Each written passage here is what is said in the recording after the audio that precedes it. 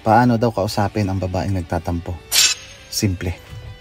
Una sila, dapat alam mo ang estilo ang meron siya pag nagtatampo. Dahil may babaeng maingay, gegirahin ka, aawain ka, oras na makaramdam na hindi maganda. Okay na yon. At least kahit paano alam mo na kung anong ibig niya sabihin o anong gusto niya sabihin sa'yo. Kailangan mo lang pakinggan. Pangalawa, yung mga babaeng nananahimik. Ito mas komplikado dahil hindi mo alam ang tumatakbo sa isipan nila. Dalawa lang naman ang hangarin nila makuha ang atensyon mo at parusahan ka.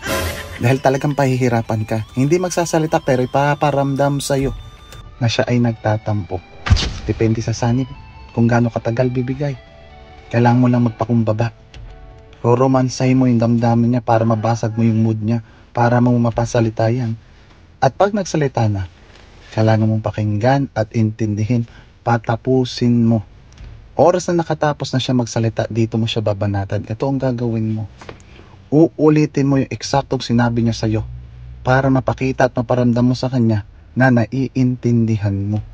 Dahil ang babae nagtatampo, ang gusto lang nila, maintindihan yung mga sinasabi nila. Lagi mong tatandaan, hindi ka nakapag-argumento sa kanya para manalo, kundi para magkaintindihan kayo.